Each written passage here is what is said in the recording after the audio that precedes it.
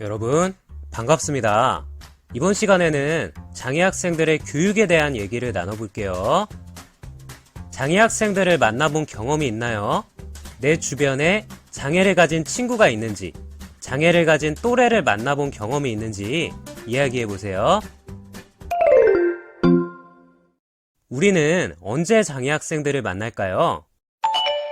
여러분이 다니는 학교에서 만날 수 있어요. 드라마 거북이 채널의 주인공인 상두처럼 같은 반이나 옆반에 장애 학생이 있지는 않은가요? 봉사활동을 나가서 만날 수도 있어요. 선생님은 예전에 특수학교에서 일했는데요. 매 학기마다 봉사활동을 하러 온 친구들이 있었어요. 장애 학생들은 어디서 교육을 받을까요? 장애 학생들이 교육을 받는 장소에는 일반 학급, 특수학급, 특수학교가 있어요. 일반 학급에 있는 장애 학생은 여러분과 같은 학교, 같은 반에서 같은 수업을 받아요. 사진은 굴러라 구루님이라는 유튜브 채널에서 가져왔어요. 굴러라 구루님 채널에는 지체장애 학생이 친구들과 즐겁게 지내는 영상들이 있어요. 특수학급에 있는 장애 학생은 여러분과 같은 학교에 있지만 특수학급에서 정해진 시간 동안 공부해요. 특수학급은 장애 학생이 어려워하는 과목을 좀 더 쉽게 알려주거나 장애 학생이 학교 생활을 어려워하면 도움을 주기도 해요. 특수학교는 장애 학생들을 위한 특별한 교육을 하는 학교예요. 인터넷에 특수학교를 검색해 볼까요? 구글이나 네이버에 특수학교를 검색하면 우리 주변에 특수학교가 나올 거예요. 선생님 근처에는 인천 청선학교가 있네요. 여러분도 근처에 어떤 특수학교가 있는지 찾아보세요.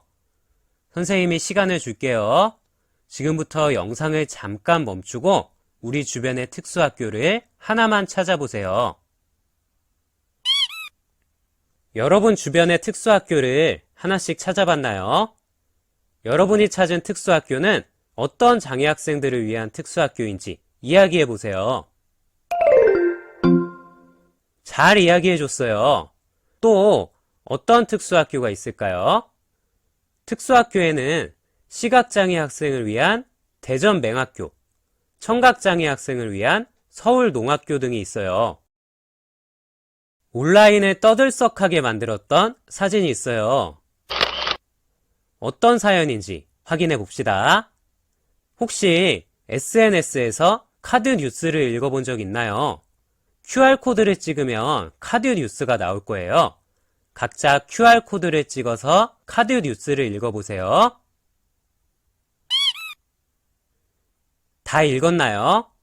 장애 학생의 부모님들이 무릎을 꿇은 사연은 무엇인가요? 강서구의 주민 간담회에서 특수학교 설립을 반대했기 때문이었어요. 여러분은 카드 뉴스를 읽고 어떤 생각이 들었나요?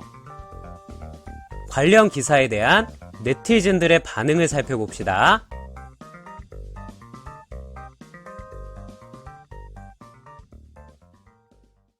장애 학생들에게 특수학교가 필요한 이유는 무엇이었나요? 대한민국 헌법에 의하면 모든 국민은 능력에 따라 균등하게 교육을 받을 권리를 갖고 있어요. 장애 학생도 같은 대한민국 국민이기 때문에 우리와 똑같이 교육을 받을 권리를 갖고 있어요.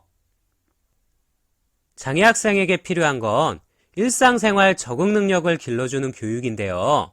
특수학교에서는 장애 학생의 직업훈련부터 요리, 청소 등 일상생활 훈련까지 가능하기 때문에 이런 교육시설의 확충은 더욱 절실하다고 합니다. 하지만 전국의 장애 학생 수가 약 8만 명인 반면에 특수학교의 수는 장애 학생의 30% 정도만 받아들일 수 있는 약 180개밖에 안 된다고 해요. 주민들이 특수학교 설립을 반대하는 이유는 집값 하락에 대한 우려와 낙후된 지역에 대한 소외감 때문이라고 하는데요. 이는 잘못된 편견이라는 연구 결과가 있어요. 서울 11개 특수학교 인근의 표준, 개별 공시지가 확인 결과 특수학교는 집값 하락과 전혀 관계가 없었다고 합니다.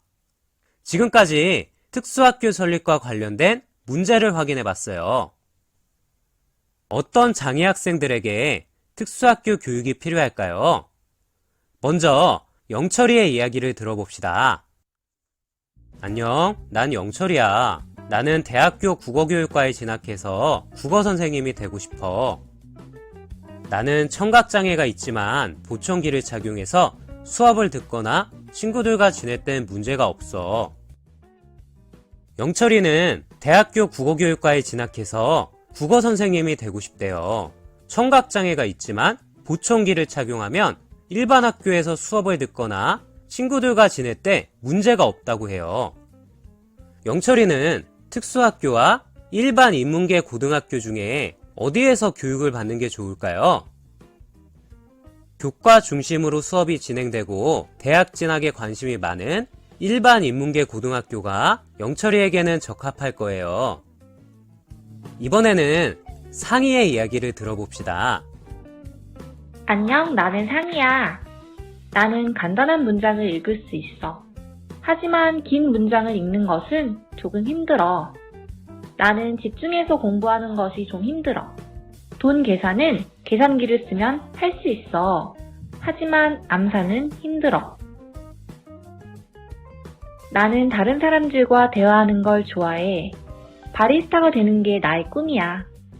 바리스타의 꿈을 이루려면 지하철 타기, 빨래하기, 청소하기, 커피 만들기 등을 배워야 해.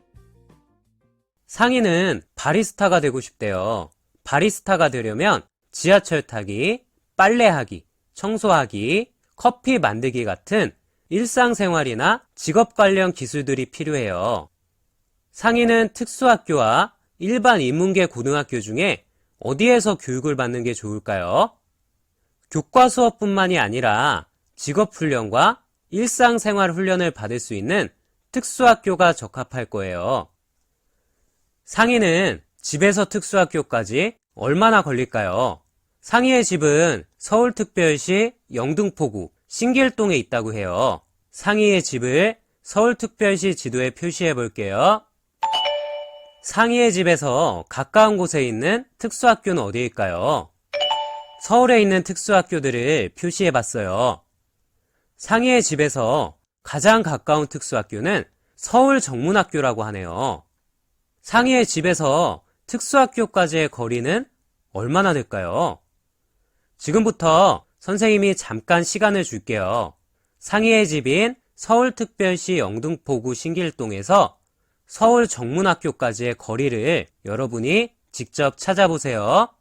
네이버 길찾기에서 검색하면 되겠죠? 잠시 후에 만나요. 상희의 집에서 서울정문학교까지의 거리를 네이버 길찾기에서 찾아봤어요. 서울정문학교는 상희의 집에서 가장 가까운 특수학교이지만 총 7.89km 거리에 있네요. 상희가 대중교통을 이용해서 통학한다면 43분이 걸리고요. 버스도 2번을 갈아타야 하네요. 실제로 많은 장애 학생들이 집 근처에 특수학교가 없어서 통학에 어려움을 겪고 있어요. 신문기사에 의하면 어떤 학생의 집은 경기도 고양시인데 서울 구로구에 있는 정진학교를 다니고 있다고 해요. 3분의 2는 구로구가 아닌 다른 지역에서 통학을 한대요. 학교에 통학버스가 있긴 하지만 학생들 집이 여러 곳에 퍼져 있어 노선이 굉장히 복잡하다고 합니다. 어떤 학생의 통학거리는 왕복 약 45km로 하루에 3시간은 통학에 쓰는 셈이에요. 주변에 장애 유형에 맞는 특수학교가 없어 이런 경우가 많다고 해요. 특수학교 설립 취지, 발표문을 적어볼까요? 다음에 근거를 넣어서 발표문을 완성해 봅시다.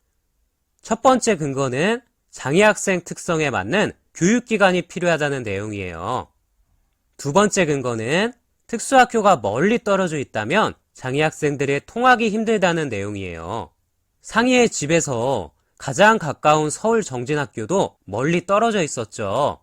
세 번째 근거는 다름을 인정하고 존중해야 한다는 내용이에요. 상희처럼 특수학교에서 교육을 받아야 하는 장애 학생들도 있어요. 수업이 끝나면 이 근거들을 넣어서 학급 게시물이나 패들렛에 발표문을 적어보도록 해요. 숙제입니다. 할 수 있겠죠? 이번 시간에는 특수학교 설립과 관련된 문제를 살펴봤어요. 새롭게 알게 된 점이나 소감이 있다면 이야기해보세요. 특수학교의 교육이 필요한 장애 학생들은 대한민국 국민의 교육을 받을 수 있는 권리를 가졌음에도 교육의 불평등과 함께 차가운 시선을 받고 있어요. 여러분은 나와 다른 누군가를 틀렸다고 한 적이 있나요? 선생님과 동영상을 시청하면서 배운 내용을 정리해 봅시다. 나는 맞고 남들은 틀리다는 사람 어떻게 생각하세요? 왜 저럴까 싶죠. 그건 아니죠. 네. 별로 그런 사람 없는 것 같아요, 요새. 너 있잖아. 속상하기도 하고 이기적이지 않을까요? 그럼 생각이 다른 누군가를 틀렸다 한 적 없나요? 얘는 있어 확실히. 나 있는 것 같아. 사실 저도 있죠. 다양한 생각이 존중받는 사회, 서로에 대한 배려에서 시작됩니다. 동영상 잘 봤나요? 장애인은 권리를 가진 우리와 동등한 사람입니다. 우리의 인식과 시선이 조금만 바뀐다면 이러한 차가운 냉대와 장벽이 사라지지 않을까요? 장애 학생의 부모님들이 더 이상 무릎을 꿇지 않아도 되는 사회가 되기를 바라며 수업을 마칠게요.